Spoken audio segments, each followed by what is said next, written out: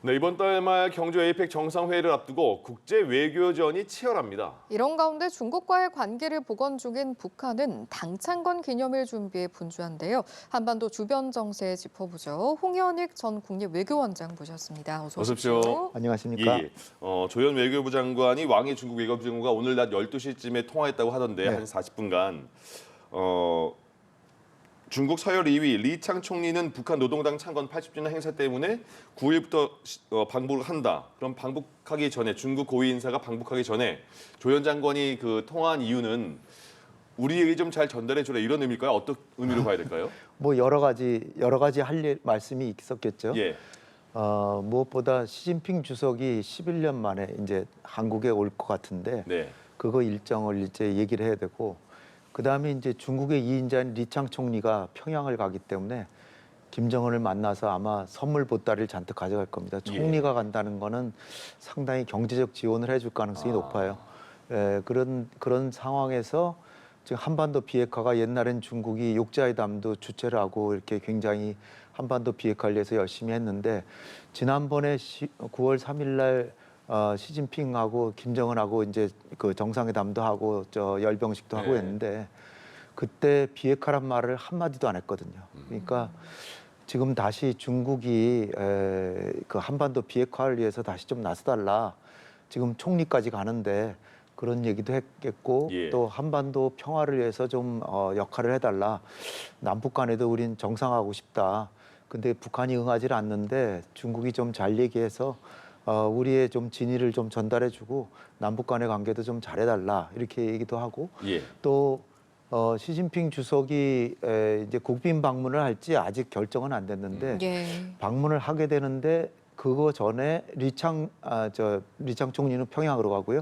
왕이 부장은 또 그 전에 준비를 해서 옵니다. 예. 근데 그 날짜도 아직 안 정해졌어요. 그러니까 그 날짜도 이제 언제쯤 올 거냐 물어보기도 하고 할 얘기가 굉장히 많죠. 예. 많은데 어쨌든 지금 10월 말에 경주에서 엄청나게 큰 에이펙 정상회담이 20여 개국 정상들이 와서 하니까 예. 예. 그 전에 특히 이번에 한국 정부가 지금 추진하는 게 중국 시진핑 주석의 국빈 방문, 트럼프 대통령의 국빈 방문 두 개도 하려고 하는데 네.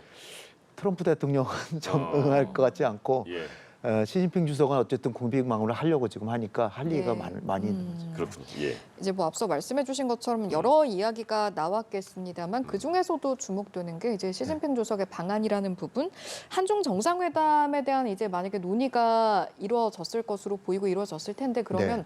어느 정도 선까지 지금 시기상 10월 7일이고 이제 10월 말쯤에 에이펙이 열리는 거잖아요. 어느 정도로 구체적인 이야기가 나왔을까요? 10월 31일, 11월 1일이 이제 이틀 정상회담인데 예. 그러니까 28일이나 29쯤 와야 되겠죠. 시진핑 주석이 만약에 국빈 방문을 하면. 예. 근데 지금 추진되는 걸 보면 서울의 그 남산 기슭에 S 호텔이라고 있는데 예. 아주 좋은 호텔이 있죠. 거기 중국 정부에서 예약을 했다가 취소했다고 합니다. 그러니까요. 그거는 다분히 왜 취소를 했냐 하면은 한 10년 전에도 시진핑 주석이 2014년이죠. 박근혜 정부 때 한국을 방문했는데 그때 북한을 안 갔어요. 예. 안 가고 서울만 왔더니 김정은이 완전히 토라져가지고 아. 몇 년 동안 하여튼 북중 관계가 안 좋았습니다. 예. 그렇기 때문에 이번에 리창 총리를 평양에 보내는 것도 이제 북한을 좀 달래주고 이제 경주로 이제 오려는 거죠. 그래서 네. 국빈 방문을 만약에 하더라도 서울에서 안 하고 경주에서 하려고 지금 그러는 것 같아요. 예. 그러니까 경주에서 하니까 국빈 방문이 안 될 수도 있어요. 보통 국빈 방문하면 예포도 쏘고 뭐 사열도 하고 만찬도 하고 행사가 많습니다. 그런데 경주에서 국빈 방문이 조금 이례적이긴 하거든요. 그런데 어쨌든 중국으로서는 그런 계산을 하기 때문에 어쩔 예. 수 없이 서울을 안 오고 경주로 바로 갈 것 같은데 그러니까 시진핑 주석이 29일 날 올지 몰라요. 근데 또 변수가 또 있는 게 네. 요번에 세계적인 관심을 갖고 있는 게 뭐 한중 정상회담, 한미 정상회담 하지만 아무래도 이제 미중 정상회담이잖아요. 근데 트럼프가 뭐 29일 날 하루 왔다 가버릴지도 모른다는 얘기가 그러니까요. 지금 있어요. 그러니까 예. 이게 트럼프는 또 시진핑을 반드시 만나야 되거든요. 그럼 만나는데 만약에 트럼프가 하루만 있다 간다. 하루만 있을지 아직 몰라요. 모르는데 그런 얘기를 지금 또 트럼프 대통령이 이렇게 자꾸 이렇게 시사하는 이유는 3,500억 달러 투자하라는 거죠. 예, 엮여 있군요. 예, 그러니까 우리로서는 3,500억 달러 하다가는 IMF 사태 또 날지도 모르는데 어떻게 하겠습니까? 네. 그러니까 시진핑 주석은 아니 트럼프 대통령은 여러 가지로 지금 압박을 하는 거죠, 우리나라를. 그러니까 동맹 관계도 어떻게 할지 모른다, 전략적 유연성, 뭐 방위비 분담금 뭐 해서 지금 노골적으로 얘기는 안 하지만 3,500억 달러 이게 관점이에요 지금. 예. 그래서 트럼프 대통령이 하루만 온다는 것도 사실 3,500 달러가 해결이 됐으면 뭐 한 이틀 3일 있을 수도 있는데 예. 지금 이제 그거 가지고 우리로서는 트럼프 대통령이 며칠 있길 바랄 거 아니에요. 그런 것도 하나의 협상술로 하기 때문에 예. 여러 가지가 지금 꼬여 있습니다. 그러니까 확정된 게 거의 없고 네.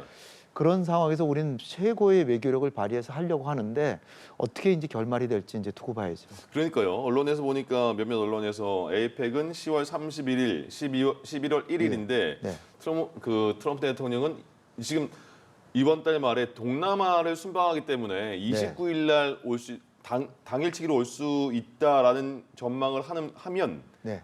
에이펙엔 참석하지도 않는다는 거잖아요.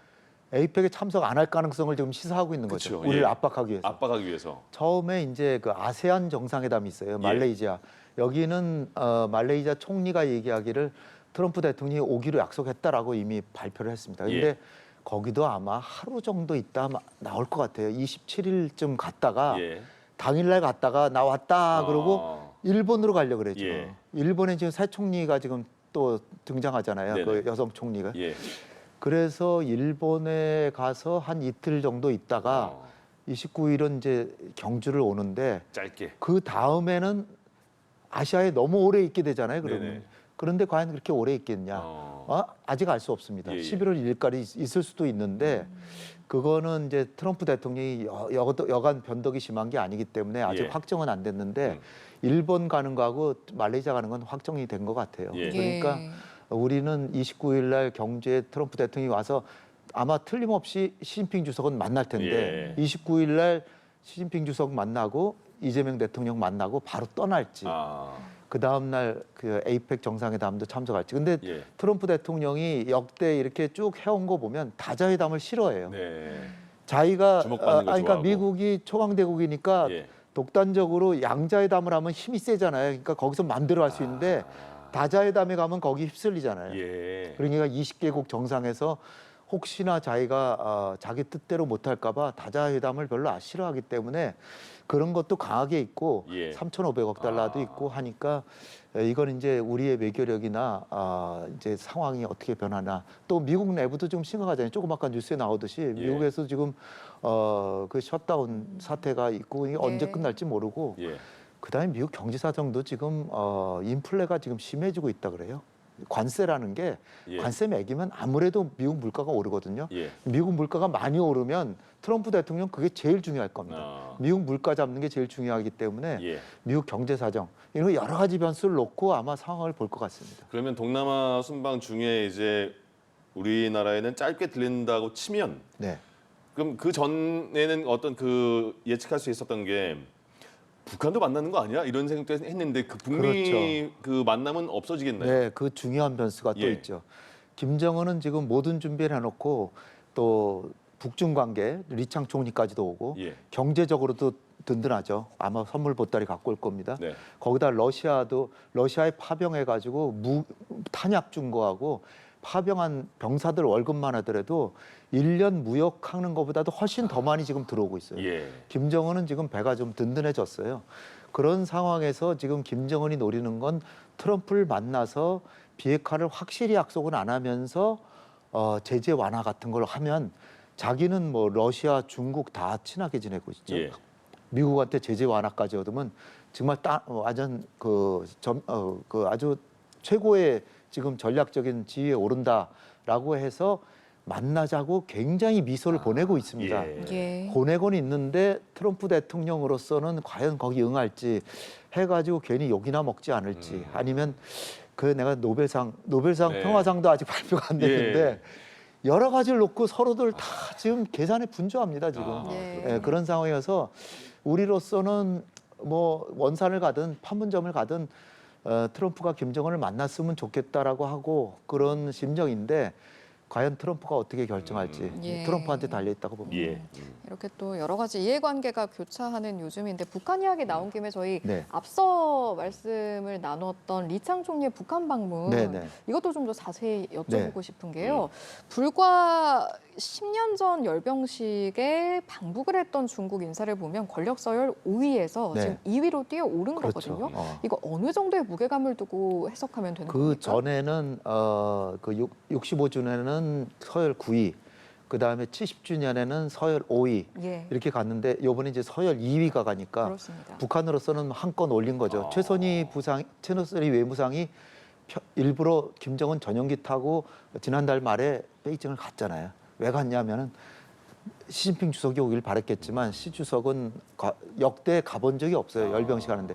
근데 사실 우리 지금 숨겨져 있지만 10월 6일이 북중 수교일입니다. 예. 그래서 과거에 2009년에는 원자바오 총리가 10월 4일 나가서 6일까지 있은 적이 있어요. 10월 10일이 아니라 네네. 4일에서 6일. 예.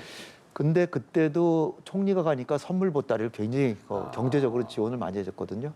지금 리창 총리가 가니까 아마 그때는 제가 보기에도 놀랍게 당시에 김정은이 공항에 나갔습니다. 예. 공항에 나가서 아예 김정은 정말 이례적이잖아요. 네. 우리나라에 미국 대통령이 와도 우리 대통령이 잘 안 가고 그러기도 하거든요. 그런데 공항에 나가서 맞았다는 거는 예. 굉장한 그 외교적인 성과를 올렸고 러시아에서도 드미트리 메드베데프 이 양반이 4년 동안 대통령을 했고 예. 총리도 여러 해 했고 완전히 러시아 2인자예요. 이 사람이 또 오거든요. 네. 그러니까 러시아 2인자, 중국 2인자가 다 가니까 이번 10월 10일 날 열병식이 또 국제적으로도 이목이 아마 집중될 것 같은데 예. 이렇게 김정은으로서는 크게 자기가 외교적 성과는 올렸지만 이제 속마음은 트럼프를 만나고 싶은 겁니다. 지금. 예. 그래서 미소를 많이 보내는데 그건 이제 트럼프한테 달려 있고 근데 우리한테는 계속해서 뭐 강경 메시지를 계속 그러니까요. 보내니까 그게 예. 또 문제죠. 그러니까 그 이번 그럼 열병식이 대규모로 열릴 것이다라는 전망이 나오던데 그러면 열병식에서 뭐 신형 ICBM을 공개한다거나 아니면 또 이 시기에 맞춰서 뭐 미사일 도발할 가능성도 있는 거예요? 네. 예. 화성 18형, 19형이 이미 미 본토 전역을 타격할 수 있는 거예요. 네. 근데 작년 10월 말에 화성 19형을 발사했는데 1년 만에 20형을 만들었다는 겁니다. 예. 그러니까 근데 우리 정부에서 보기에는 아직 그 완성 단계는 아니다라고 보기 때문에 외형만 공개할 수는 있어요. 예. 근데 화성 20형은 특색이 이게 다탄두 이게 머브라 그래가지고 미국 상공에 도착해서 여러 개 탄두가 나눠가지고 하나는 뉴욕, 하나는 워싱턴 막 날아갈 수 있는 거예요. 예.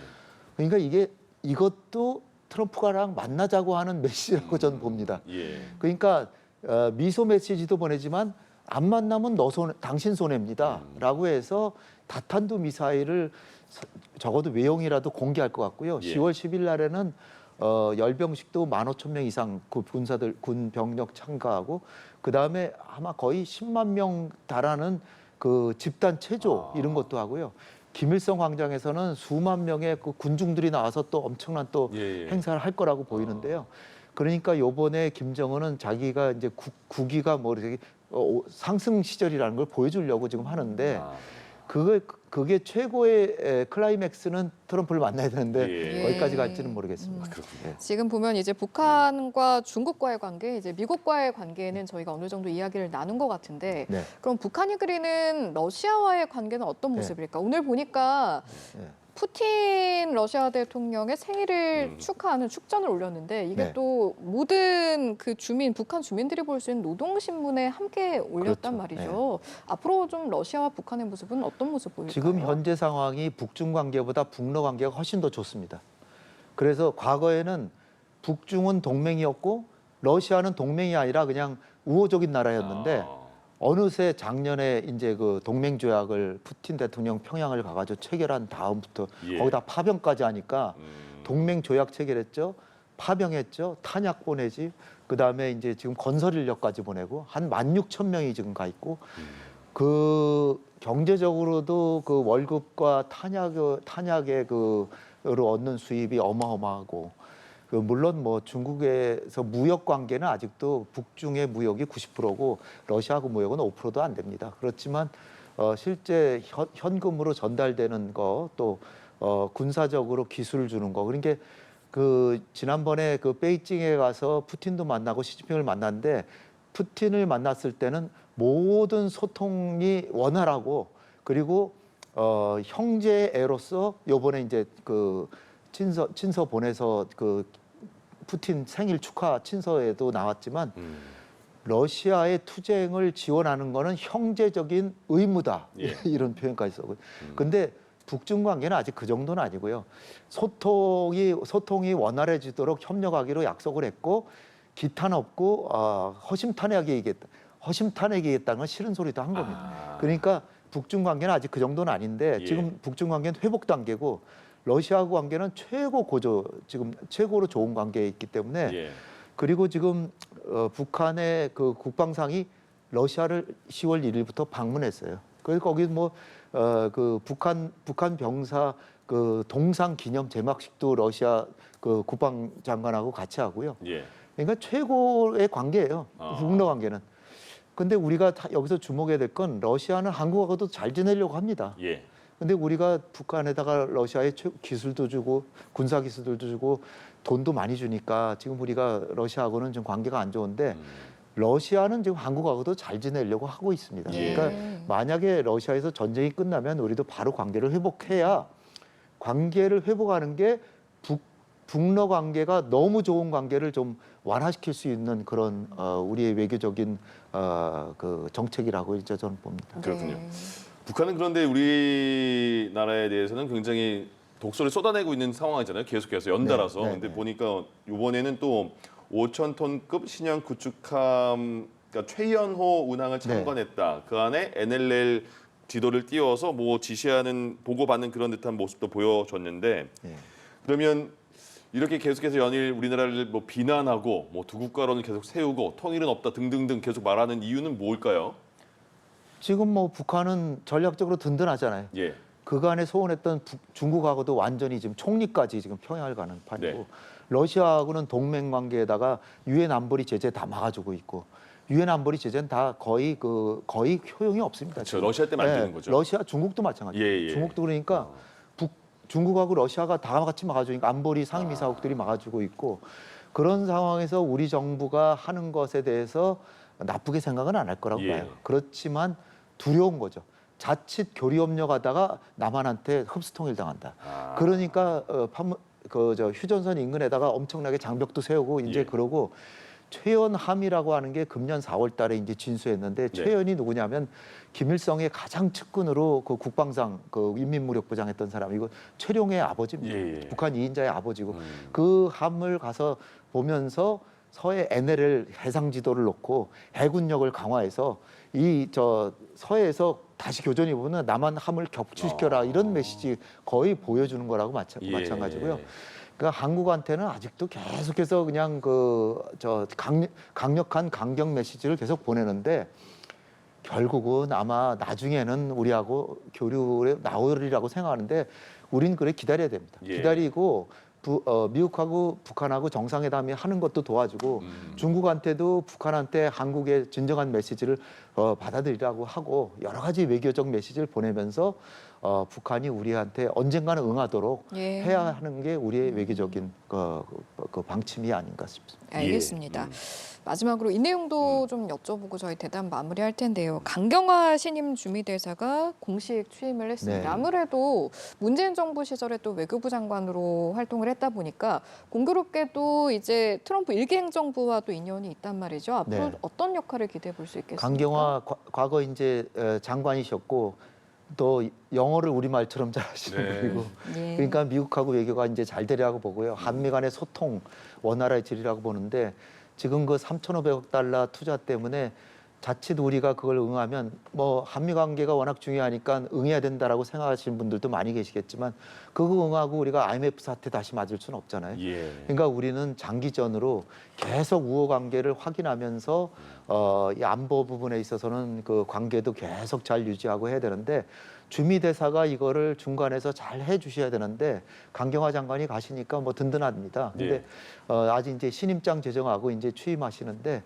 한미 관계가 계속 돈독하게 잘 되기를 바라고 한미 관계는 결국 3,500억 달러의 행방으로 갈리는데 예. 계속 우리는 우호 관계를 강조하면서 안보 관계는 지장 없이 하고 그 3,500억 달러가 너무 금액이 많아요. 4,100억 달러가 외환보유고인데 3,500억 달러 만약에 트럼프 대통령 말처럼 거의 입금하면 우리는 한국의 투자 다 빠져나가고 외환위기 갈 수밖에 없거든요. 실제로 가기 때문에 우리는 할래야 할 수가 없는 거예요. 그래서 우호 관계를 계속 확인하면서 이 3,500억 달러 잘 해결되도록 우리가 계속 잘 협상을 해야 되는데 주미 한국 대사관이 그 중요한 역할을 해주길 기대합니다. 예, 강경화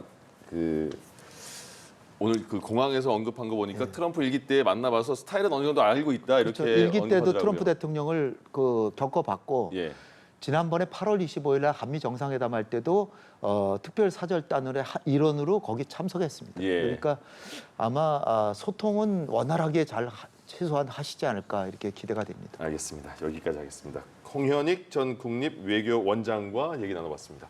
고맙습니다. 고맙습니다. 감사합니다. 예.